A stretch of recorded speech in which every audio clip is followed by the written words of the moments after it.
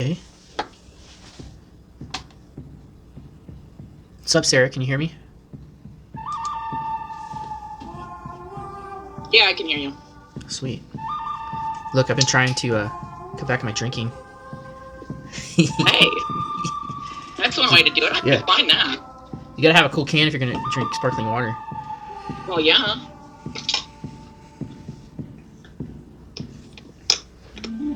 I hear that. So this is one way to get me back on YouTube. Set me up for a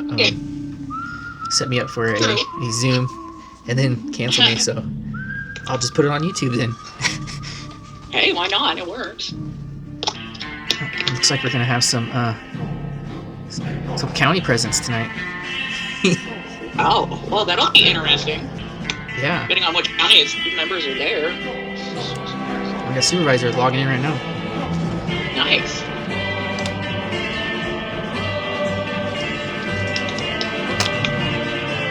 So why did the college cancel it?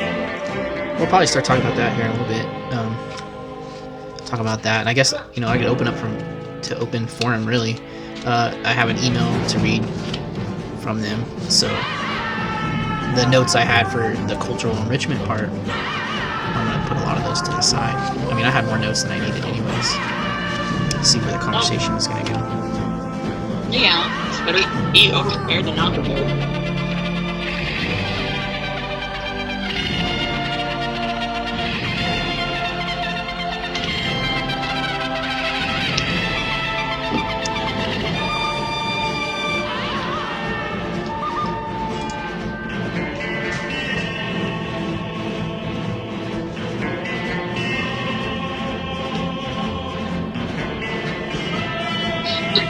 Hopefully this works. It's working for me. Hello, Jaron. Nick. Good night. Thanks for joining us tonight. Yeah. What happened? I'd probably give a few more people, and I'll go over an email they sent me. Okay. And yeah, we'll talk a little bit about that. I think we'll just probably open it to. I had a lot of notes for the cultural enrichment lecture I was supposed to give, but I'll put a lot of that to the side and probably do a little bit more of an open forum with everybody and just put it on my YouTube channel and see what the future brings to get back with the college. Alrighty, it's about three past. I'm gonna probably open up a little bit, little background. Lisa from the college, she retired a few months ago. She might jump in a few minutes, but I'd like to give a shout out to her. She's actually inspired me to participate in Columbia's Inspire, and unfortunately, some of the posts I put out today on Facebook, I had to let everybody know that Columbia is no longer sponsoring tonight's Zoom. I'll read an email here in a minute. Quickly.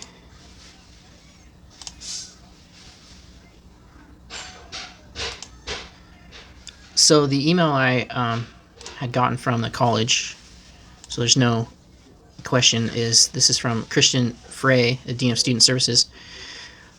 She states, "Dear Sergeant Rasmussen, I'm sorry to let you know that unfortunately we have to postpone tonight's event.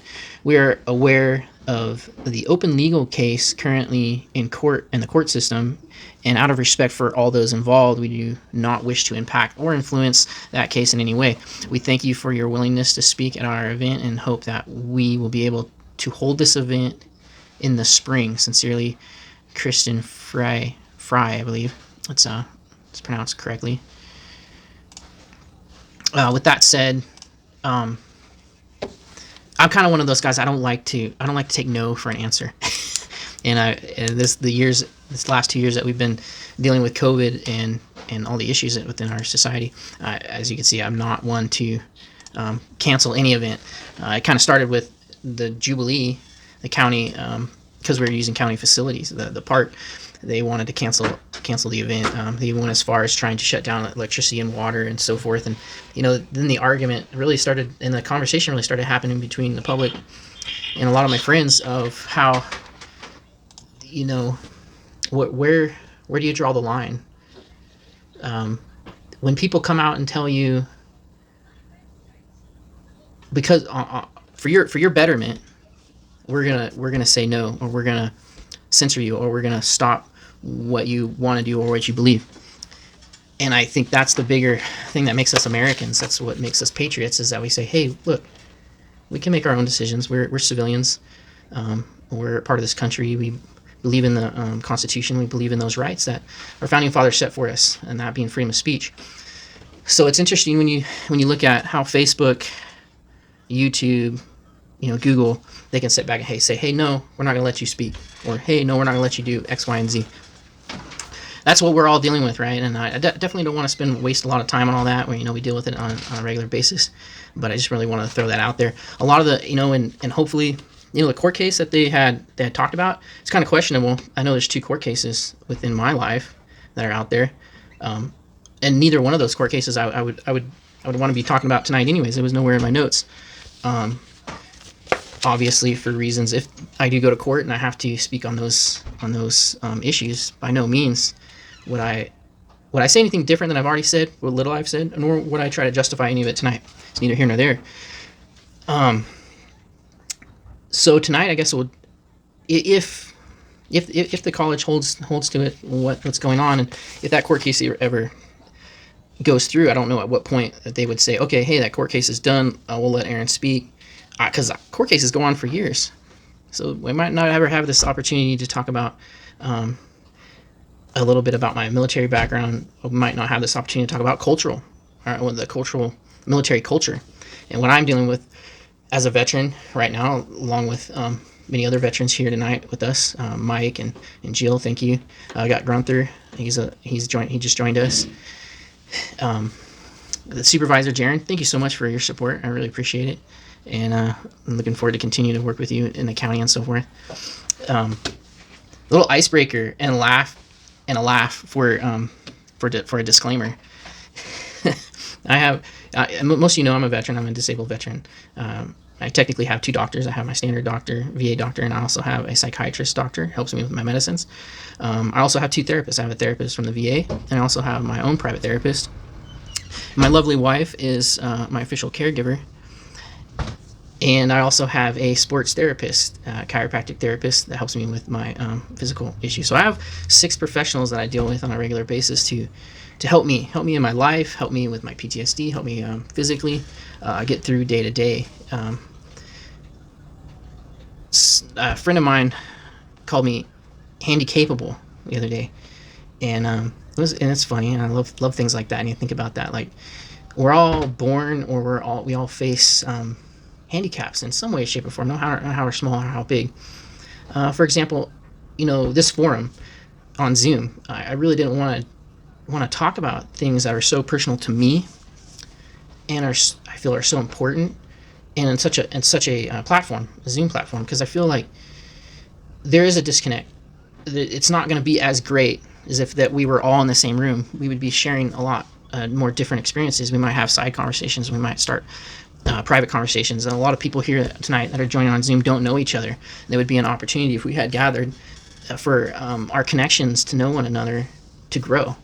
So Zoom is a handicap. It's a does it keep us connected? Yes, absolutely. And can we get different types of work done more productively? Oh, sure. We've seen those benefits, but we also have to recognize those negatives that are coming about. So this is definitely a handy capable platform. Let's not forget that. Let's not continue in this in the future. One of the things I thought would be a block for tonight's event would just be the fact that the college letting me be present on campus with a few people that wanted to be in present due to COVID issues, So at the worst case scenario, they could have said, no, we don't, because of COVID, we don't want to do this. So I was kind of surprised that it was actually their take on the court case that's surrounding me. But I don't think I intend to walk out the door every day and to be someone who creates conflict or is involved in a lot of conflict. And unfortunately, you could say in many cases I tend to be around those issues for some reason or another, whether it be doing the Jubilee during COVID, or being out in the park during a protest and being involved in that, is a conflict. And trying to work with the county like Jaron and so forth to further veterans issues, one being the hall issue. That has created a recent conflict. Board of Supervisors has had a closed session on me particularly, and the possible court issues that might arise from the hall. So I feel, again, I didn't mean to make a conflict there, but anytime you try to be involved in the community, you're going to come across a lot of conflicts. We all have conflicts in one way or the other, but ultimately, if we were to boil it down in a biblical sense, but also in just a day-to-day sense, let's say you and your worst enemy were stranded on an island, and both of your survivals depend on the other's survival, and you really finding a way to put your differences aside to still benefit each other, but not benefit your enemy in a way that he's going to obviously kill you or make it unbearable for you. And we're really faced with that every day now in different ways and greater ways. For example, China, politically speaking, depending on how you read the news, we are in conflict with China, but at the same time, the Eastern culture is so important to us as a world culture, as an American culture. We live on the same planet. We have to some way find a way to work together. We don't, even as a warrior, as someone who's trained to get called up and go fight and defend our country and our ideals, I don't, even if I was called up, even like when I went to Iraq, we didn't go to Iraq to kill everybody. We didn't go to Iraq to cause more problems. Unfortunately, one can look back on the 20 years that we've been in war and go, Afghanistan is not better than what it was when we first began. Look, now we've left all this equipment, lethal equipment, behind. How can that possibly be better than what it was when we arrived? I don't know. And I think only time will tell on things like that. Personally, I could say, man, this was a waste of time. And I don't say it was a waste of time at my effort or the effort of my veterans and my military culture. I would, as a veteran, look at Pacific people in leadership or even our government making bad decisions that have gotten us to that place. So these are all things that really every one of us, I hope every one of you, are really taking a good hard look at. Again, we all have different perspectives, and we all may be getting different information from different places. We see that in the divide with Republicans and Democrats, our socialist ideas, democratic ideas, republic ideas. These are all ideas that really need to be hashed out at the lowest level possible. And it really does. We all get upset, and we all want to go fight, and we all want to have to force our ideals on somebody. There's a strong part of me that feels like I really need to somehow, as a veteran, go out and do something. I took an oath to protect this country in its ideals and its constitution and its laws. Now, there are a lot of civilians out there that may have not taken a direct oath like that, but still love their country and have the same ideals to do the best that they know how to push our country forward in a positive way. And if we can't agree, yet we are a democracy. We know it's 51% against 49%. But at the end of the day, someone like Jaron, I've been watching him for the last 2 years. He's done a great job at listening to both sides of the table. And he's the guy that has to call the shot at the end of the day. And that's a tough position to be in. I've been there on the battlefield. I've been there in the military. A lot of you do that in the office where you work, if you're in charge of something, or just you're told to do a task. And if you don't put that nail in the right place and the wall falls down, someone has to be accountable, right?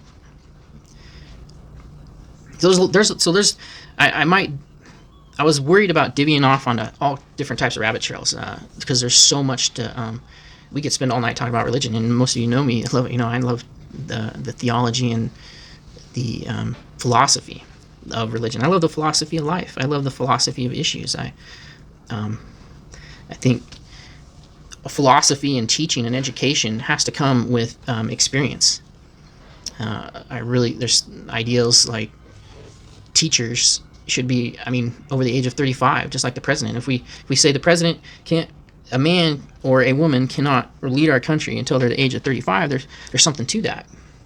Even if we look at 18, arbitrary age of adulthood. When we as a society decided that 18 was the year we're going to call you an adult, some people turn to being adults in their 16.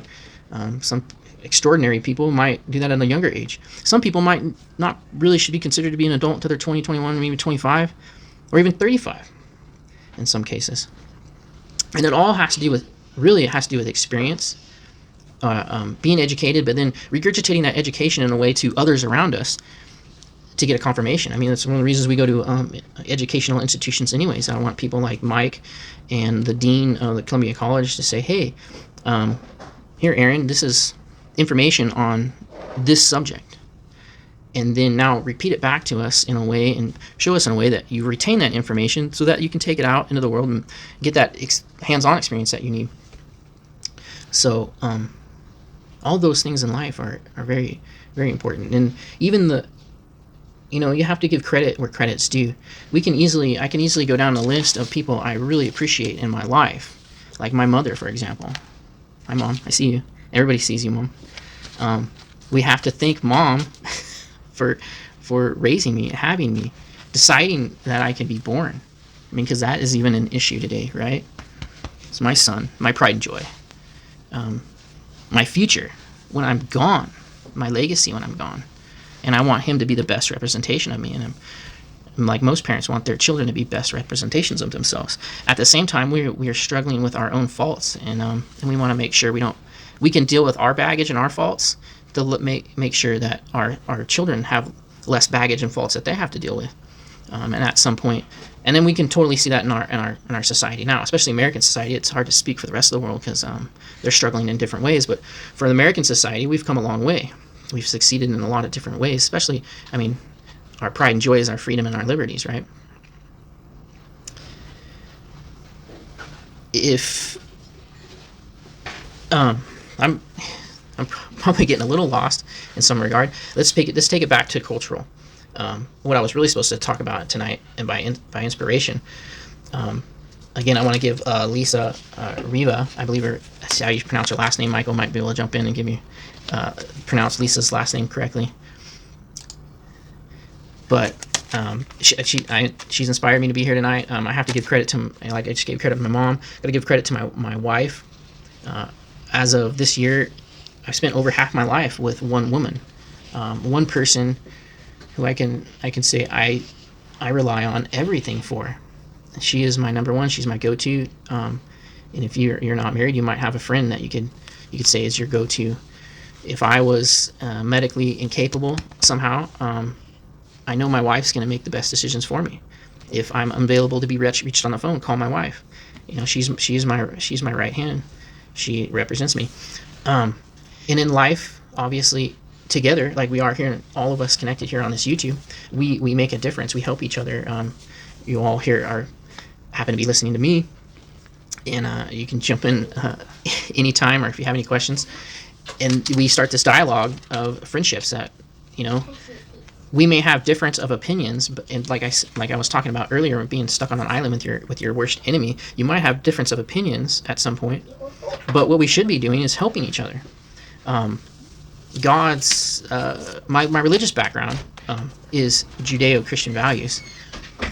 More, not just I was raised Christian, but in the latter years I'm picking up more of a Jewish background. I like to call it Hebrew roots, or just Hebrew messianic understanding. And that comes from, and I digress. The two laws that Yeshua or Jesus that you're familiar with stated are the most important in the New Testament is love God with all your heart, mind, and strength. Some interpretations say soul instead of your heart. Soul, mind, and strength. And then he's also said the second is the same. It's to love your neighbor as yourself. And all other laws fall under that.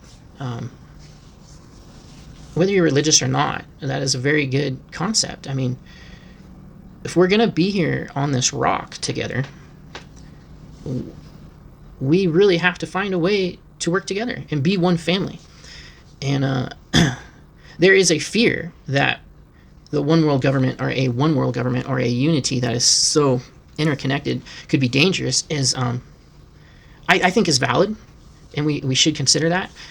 to speak on racism to a certain extent, if we all look the same, that would be so boring. If we didn't have any differences, we'd almost not even be able to tell each other apart. So there's such a beauty in the different races. There's beauty in the different cultures. There's a beauty in the fact that you, as an individual, have something special to give to the rest of us. So there's a fine line, right? We don't want to be so united that we can't be separated in a way that we recognize different people, right? So there's such a beauty within the different colors and shapes and sizes of the human race. And it's the same thing with a dog. I mean, everybody has different types of dogs they like. I like an Irish Terrier, and I'm really starting to like my Pit Bull. I never had a Pit Bull before. But if all the dogs were Pit Bulls, I think they'd all be banned, right? Because Pit Bulls are scary. That's not a good thing. And it's funny to watch people and their animals, because they'll usually pick an animal that's similar to their character. They look just like them. If you've seen my Irish Terrier, we both have beards.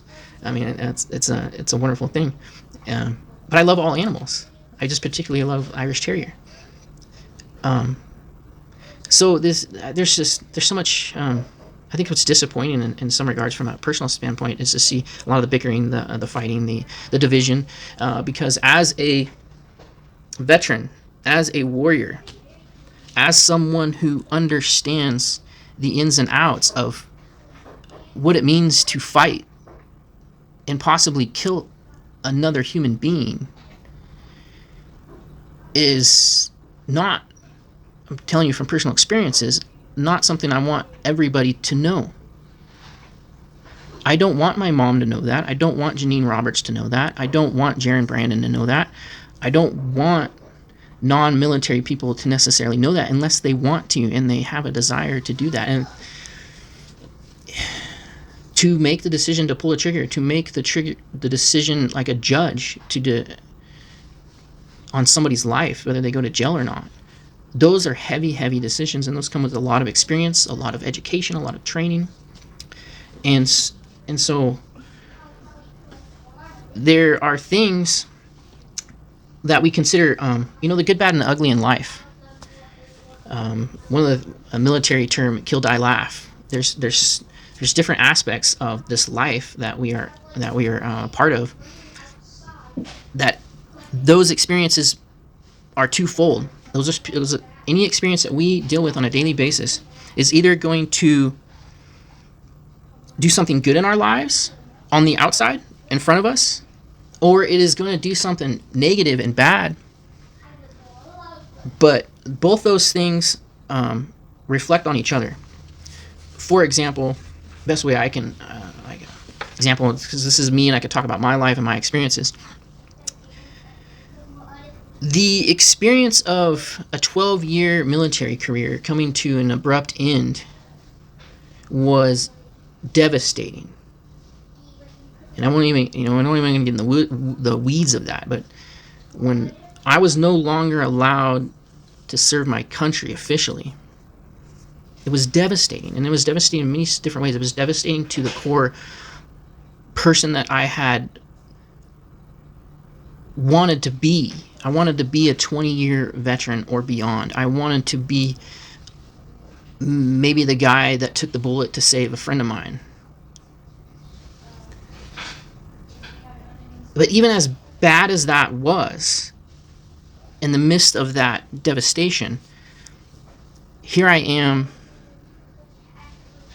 over 7 to 8 years later. I still met my core goal.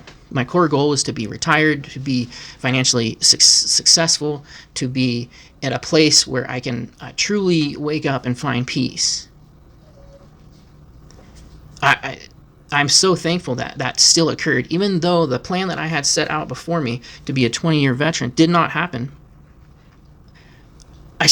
God some way, or I like to think of it as God helping me a lot. But regardless, my mindset of being retired, being financially stable, being at a peaceful place by the time I'm 38 has come to fruition. So that devastating disaster that happened when I was no longer to be in the military, I learned so much from that than if I was to had continued on that perfect path. So for me to look back and say, what would you change about anything that you've done? I wouldn't change anything at this point. I'm very content and very happy with all that has transpired in my experiences to this point. I'm actually here to talk with all of you. Most of you I know very well, and I am so thankful to know you and be here in this place with the experiences that I have to spend this time with you. You know, if I had, I'm letting a couple more people in. If I had continued on that 20-year goal, I probably would have never moved back to Tuolumne. I would have never been able to be a stay-home dad with my son, which, you know, this idea that we have that women stay home and men go to work, as normal as that might have been at one point, it's no longer the case. Now, it was a good place to start, right? Me and my wife said, oh, you know, when we have Wesley, you're going to take less time off of work. That's our plan. That was our plan. We tended to plan a traditional planning, but it didn't work out, and we made do. And I look back on it, and I'm so glad that I was able to spend more time with my son, even though that wasn't my plan. I've seen something better bloom, a better plan almost bloom from a tragedy. So it's quite interesting, and I hope as you go along in your lives, or you reflect back over the course of your lives, that you see moments and you see issues that you had struggled with, and you go, hey, even though this is as bad as it was, I was able to make good things out of it, and other good things came from it. One door closed, another one open. And to be in a place where to not be self-destroying, because a lot of the things that we do, the choices that we make, the things that we buy, the way that we spend our money, sometimes is our own fault, the way we deal with the issues that we have. But if we can minimize that and let the world be the world, and you push just forward positivity, the laws of attraction, your positivity will come to you. Though it's kind of like the song "Jesus Take the Wheel." I don't like the song per se, but the idea is let go a little bit and let the natural world take its course. God, the creator of the universe, has made a wonderful place, and the more I see that we try to control that, the more I see we try to interject our own thoughts or perceived ideas, it leads to a lot of destruction, or it may fix a problem, but then causes a new problem. I have to give a shout out to my big brother Mike. Talking to him over the last year and talking about struggles that he's dealt with, he's helped me to think through my problems and how. Mike, I want you to jump in for a second. Can everybody hear Mike? Can you hear me? Testing. Yeah, turn it up a little Yes. bit. You see where I was heading with that a little bit, Mike? You have a great big brother. Yeah, I have a great big brother. But talking about the philosophy of how we can self-destruct ourselves, and we got to stop doing that. Yeah, Luke and I was just telling that to Luke today. Most everything I kind of thought I was doing in my life to help was actually me getting in the way of, the universe will take care of you. Just don't get in its way, and just contribute positively. And we all have these ideas and things that we want, and we're really just getting in the way of what's better for us than what we think we want. Totally. I thank you so much, Mike, for being there for me. Oh, thank I you. want to jump around because as much as I really appreciate everybody listening to me and taking the time out of their evening, I really want to open it up to anyone else that so far I've thrown a lot of things out on the table right now, and one person I want to give talk to is Jaron. Jaron, here's it. And I talked earlier about education and experience, and how you bring that experience to the table. And we have these age limits. And I'm watching Jaron through his election. He's too young. He doesn't know what he's talking about. Jaron, I want you to speak on that, because that was a hill to climb, and you accomplished it. Yeah, I think it was just fuel. I can hear an echo something, but You're good. yeah, that was I think one of the big things to overcome. I remember when our business and innovation officer, he got up and he was looking at his job, and I kind of looked at the guy. He's about 32, and I'm thinking, boy, he's pretty young for the position. I don't know. And then I reflected on myself. I've been entering a lot of these spaces, so I'm the youngest supervisor actually, I think, in the state of California right now. And 29, that's a lot. A lot of people in these positions have had 20, 30 years experience in an industry or particular business. They run on that experience, that financial backing, those connections. And I kind of had to build a lot from the ground up. I was blessed with family that didn't know a lot of people through the music community, and that was a great conversation starter. But the rest of it really had to be created. So I mean, how do you fix that or block out, or you've been pretty successful in Mike's instances of getting rid of that stigma of age. You really pinpointed it yet? You're still working through it. Well, like you were saying, I think the biggest thing that maybe we've lost kind of as a country is the ability to just talk to one another. It's never been easier to connect and network and share and see what everyone's doing. So we know more about each other than we've probably ever known before, but we've lost that ability to have a meaningful, serious conversation, disagree and be friends, have different views and philosophies, and yet still be, one united people. And that was difficult. And I don't think it was really any different. People had preconceived notions about me. It went from everything from people saying I'm like a rhino Republican in disguise to I'm a communist. I'm trying to dismantle Tuolumne County's capitalist system. It ran the gamut. It was crazy stuff. And I found that when you talk to people and you just listen to them, there was always a percentage of people that were just crazy. They were radical. So radical, there was no way to talk to them because there was no listening. It was all they wanted to do was shout their perspective. But most people weren't like that. And even when they may have disagreed with me or they had valid concerns about me being young, they asked me questions. And a lot of the times they found, he might not have been a home builder, but he cares about housing. I care about housing. He wants to solve that. There we go. We had some common ground to be able to talk about. So for me, it was always dialogue and conversation and trying to understand that I needed to understand their perspective, even when I disagreed with it. Because if I couldn't argue what they believed competently to an extent, then I really didn't understand it. And how can I disagree with something that I don't understand? Right. There's so much. You've done a great job.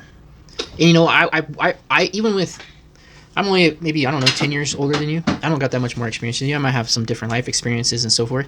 But when I was running in 2018, I ran on this idea of I don't know all the answers. I never will. There are experts for a reason, and those experts are also our constituents and our community members. And I am just, and that's a real political person says, I am a representative of XYZ people. And these are their concerns, and I'm just here to voice those. And that's what politicians should be. So then you start thinking, age don't matter. We have Jaron here who was able to communicate with enough people to get the right votes and enough confidence to be he's going to make the best decision on all of our behalves. Like him or love him or different. And I would make a joke about it too, but it brought up a real point. People say, well, maybe there needs to be an age limit. You're too young. It's maybe there does need to be an age limit. At what point are you too old? Yeah. And we got a young, beautiful crowd here tonight, so I feel comfortable making that comment. But, part of it too is that person that comes in, I'm different than that 30-year professional, 50-year-old person that runs for this job or the retired person. I have a different perspective. I have a different set of experiences. And they may also come in assuming they know the answer to everything. Right. I think in a leadership position, humility is also, it's a lot of those soft skills that I think are the most important. I never assume that I always have the right answer. I believe what I believe because of a lot of editing on that, and learning and from other people. And so I might be stubborn in those beliefs sometimes, but it's because it's through a process of change and openness on it. And it's just we all bring our valuable perspectives. Like you said, if we weren't, I wouldn't put 5 of me together on a board. I don't necessarily, and I wouldn't do that for any of the other board members. We all have different experiences. Plus, we probably fight like crazy. Fight with me, my God. I know. You ever come across somebody that you've met on the street or just around, and they're a lot like you, and at first you just don't like them, and you realize they're a lot like you, and you don't like them. All the time.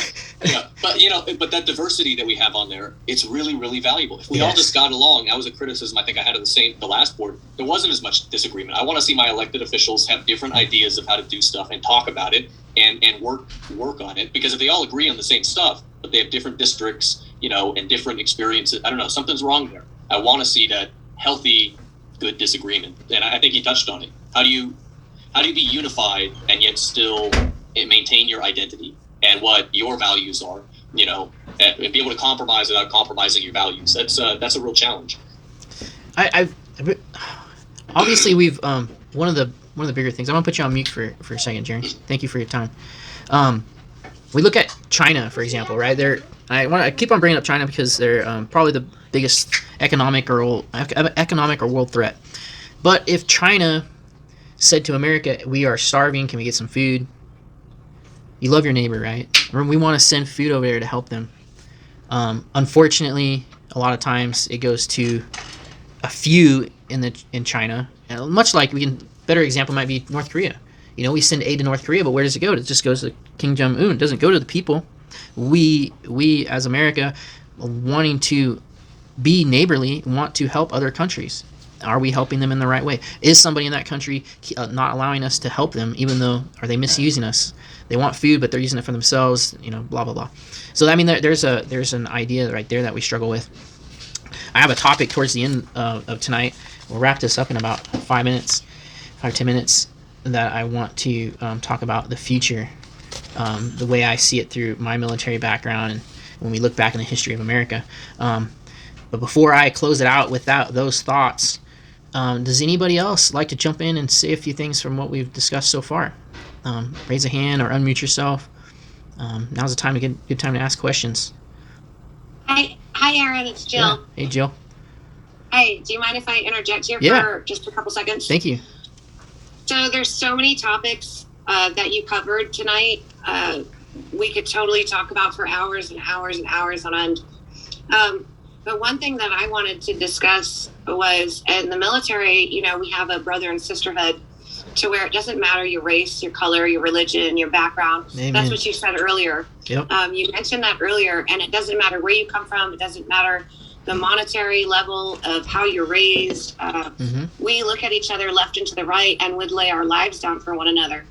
A lot of things are going on in the world right now that we can't control. And a lot of it's due to elite power and things like that, which is a whole nother topic. But just to kind of caveat off one of the things that you mentioned, was if we act in that manner, regardless of race, color, religion, status quo, things like that, as a community, we are going to continue to thrive. And one thing that I do want to say about Tuolumne County in itself, and this goes for Jaron, yourself, all of you that have been continuously fighting the fight to make our county better. I have never been anywhere in the world, and I've been all over the world. I've been to 9 countries and all over the United States. Have I ever seen a community that is so grossly on one team to stand up and support one another? And I do hate to see that in itself. I guess I could say knocked away with a hammer or slowly demolished, because people cannot recognize that. And you and I both know that that's been happening little by little lately. And so I'm just going to be blunt about that.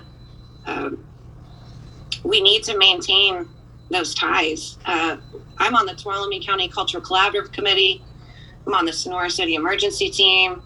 I'm a veteran pro bono rep for whatever anyone needs. I do those court cases and I handle those things. And I do what I can possibly do to help, but I'm one person. So when you put yourself and myself and anyone on the Board of Supervisors, Jaron, for instance, that can see the bigger picture and know that we need to maintain our county based on our values, is more precious than any gold. It's more precious than than anything that you can ever imagine. The Creator does look out for us, and He does have our best interests at heart. So I just wanted to kind of say, we need to come up with a plan as a community. I like to call it a PACE plan: primary, alternate, contingent, and emergency. Just so everything that you're saying is preserved, and that the young people learn it. People our age know it. Of course, our elders know it 100%, but that's where we learn that from. So when you're talking about family values, community values, and raising our children to be what we need them to be, that takes precedence to me over anyone's opinions or how any political standpoint or anything. That is preservation that we need to maintain and hold as a community. And that's what Tuolumne County is famous for. And we maintain that more than any community in the world. And I know this is not just making things up. This is actual validity here. It's validity to our community. And as long as we maintain those values, I think we're going to be all right. We just need to keep doing what you're doing here, talking about it and communicating and getting our points across, because that is going to stabilize the maintenance that we need to follow through in the future. So moving forward, I commend you on what you're doing. I just wanted to say that, and I want to say thank you for inviting me to this meeting. And I really hope that we can maintain that as a community. That's why I stayed. That's why most veterans stayed, because we see that special uniqueness about everyone here. And yes, we all bring something to the table, but I just want to say that I hope we maintain that, for the future. That's all. So. Thank you, Jill. I want to. Thank you. Jill brought up a good point that I want to move into as we close. And if you didn't get to talk tonight, maybe we can do this again sometime, and I can continue to work on my my actual Inspire Cultural Enrichment lecture that I was going to give for next spring. But from a military cultural background, we are very geared towards the memory and the history of our dead. And Jill sparked in my mind a topic about how when she was talking about Tuolumne and how great Tuolumne is. Well, there's a history of where Tuolumne has been and what the things that they've gone through to bring us to this point that we can honestly say we love Tuolumne County, right? We love what has bloomed over a history of Tuolumne, and we can't forget that history, and we need to honor that history, because by honoring that history and remembering it and remembering those values that Tuolumne County had come up with to be here today. Again, the whole nother topic, I can continue on that, but when we look at our own history, and let's take it to a bigger thing that I wanted to end with, in our own history here on the world stage. We as Americans, we are here today because of people that made decisions in the 70s and 80s and 90s. The 70s, 80s, and 90s made decisions based on the histories and the actions of, say, the 50s, 60s, and 70s, and there's always this overlap, right? And we can easily put out some main points in our history, right? We just got done with Iraq and Afghanistan, or the Middle East conflict. The last history behind that was Desert Storm in the 90s. Things that were done in the 90s led to the 2000s war start. Things in the 90s, the Desert Storm, you can look back at Vietnam. I know there's a lot of stuff in between that I'm skipping, but Vietnam generation raised my generation. I was raised by a Vietnam vet, and so I had a stepfather that had those experiences of Vietnam. And as I was growing up, I had a lot of military ideals and values ingrained in me as a child, as I was developing whether I wanted or made that choice or not. And then as my life progressed, I went into ROTC because I had this mindset of I want to go in the military. I spent 4 years in ROTC, and as soon as I was graduated, I spent the next 12 years in the military. Vietnam, if Vietnam hadn't affected my dad, how would it have affected who I am today? There's a history there. Everybody loves Aaron for the most part. I mean, I got enemies. Everybody hates Aaron or loves Aaron because of my history, because of people I loved who have helped make me be. Then you go and we look back further in our American history. We have World War II. It's arguably World War II had baby boomers, and the baby boomers are what fought in Vietnam. World War II veterans, baby boomers, were in the civil rights movement. They had to deal with drugs and alcohol through the 60s and so forth. And then now we go back from World War II. Let's go back even further. We got World War I. World War I created the stage of events throughout our world history that led up to World War II. And World War II events created Vietnam. And the Vietnam trained up my generation that's dealing with a similar war. We can continue back. After World War I, the major thing that America had dealt with was the Civil War. Civil War and the things that happened there, which was really a war, not necessarily over race and slavery. Let's call it employment, economic employment. The Civil War evolved around economics and labor laws and employment, which sprung into the 19th century with the great industrial boom. And then you had the creation of unions and so forth, and then World War I and so on. And then now let's go back even further than the Civil War, the Revolutionary War. Why did that happen? We had a group of people that wanted freedom and liberty on a democratic scale of representation that we call the Republic, with checks and balances. Let's go back even further. My first ancestors got here in 1635. You have Puritans escaping or leaving the European Western culture because it was becoming too restrictive on their liberties and freedoms and practice, especially of religion. And religion is politics, and politics is law. All three of those go together. And there's a common thing that no one wants to talk about politics and religion, but everything in our world evolves around that. And where you sit on that. My main point is, okay, so we've looked back at all these connections. We go from our revolution, Civil War, World War I, World War II, Vietnam, to what we're facing with today. I see a future, and this might be funny, and it comes into philosophy and dreaming. You first have to have a dream for a goal.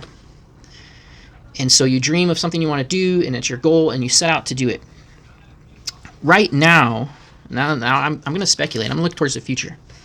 We have Elon Musk and all of his technology. He's about ready to go to Mars, or his goal is to get to Mars. And what the goal after Mars is to set up a civilization on Mars.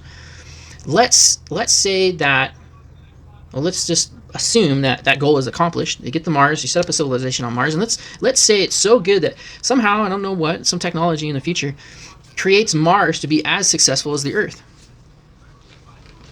We can't even get along on one planet, on different continents. What makes you think that Mars and Earth is going to get along someday in the future? Are we going to have a planetary war against each other? Or are we going to act as neighbors who support one another? And are we going to work with our enemies in a way that heaps coals under their heads to maybe change their hearts and minds that we don't have to be enemies no more? Or at least we can at least live on the same block even if we don't want to talk to each other. So that's interesting. I just see, if you want to call it a prediction, I see Mars is going to attack someday, and how are we going to deal with that? Right? It's an interesting concept.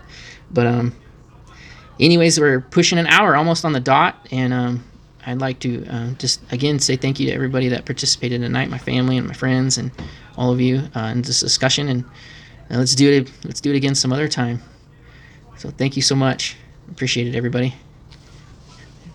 If you want to say goodbye, go ahead, unmute, and sign off. Thanks, Aaron. Let's definitely do it again. It's good forum. Thank you so much, Janine. Bye. Thank you. Bye. Thanks, Bye, Aaron. Mama. See you later, Robert. Bye, Robert.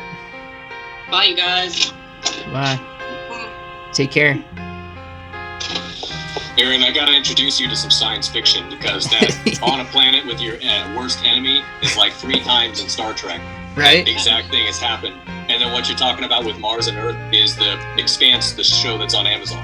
Oh, It's really? Exactly that. Oh yeah. So- It's literally Earth colonizes Mars and the Belt, and then political tensions between them. So we gotta get you up to speed. Yeah, totally. I've been, this last couple months, I've kind of disconnected and done a lot of internal review and study to, really dig deep into my past to actually bring about cultural ideas that I've noticed for this. So I've spent a lot of time just kind of, in here. We got a new season of Space Force coming up on Netflix, so. Good. So, Nice. Mike, all right, brother. Love you. love you too, Mike. All right, we're gonna get homework. Alrighty. See you later, buddy. Later. Bye. What's up, Mr. Igor? Igo? I was just going to say thanks for the invite, and I hope we can follow through on the postponement, because I think a lot of really good viewpoints were shared tonight. Thank you, Mike. Yeah, it was probably a good little practice for me. I didn't want to let this go to the wayside. I had too much on my mind, and I really worked myself up and planned for this. So. Yeah, and I just genuinely appreciate you taking a high road and using this as an opportunity. So thanks again for the invite. Take care. You too. Take care, Mike. All right. I'll let everybody go now. All right. See you later. Bye. All the things